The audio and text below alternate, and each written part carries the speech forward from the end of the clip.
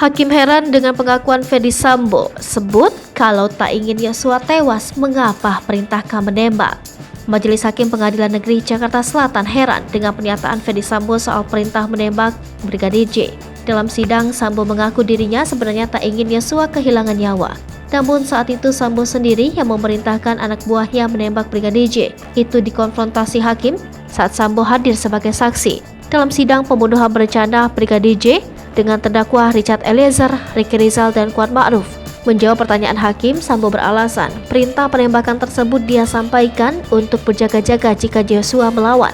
Namun Sambo mengaku niat awalnya dia ingin mengonfirmasi ke Yosua perihal kekerasan seksual yang diklaim istrinya Putri Chandrawati.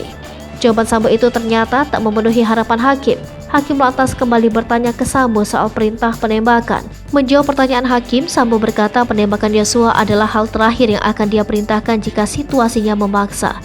Dalam persidangan yang sama, Sambo bersikukuh mengatakan dirinya tak memerintahkan Richard Eliezer untuk menembak Yosua saat berada di rumah dinasnya di Kompleks Polri Duren 3, Jakarta Selatan. Saat itu klaim Sambo, dia menginstruksikan Richard untuk menghajar Yosua, namun yang terjadi Richard malah melepaskan peluru. Pengakuan Sambo itu tampak membuat Richard terheran-heran. Richard yang duduk di kursi terdakwa sempat tersentak kaget ketika Sambo mengaku memerintahkan dirinya untuk berhenti menembak Yosua. Richard juga beberapa kali menggelengkan kepala dan menatap tajam ke arah Sambo.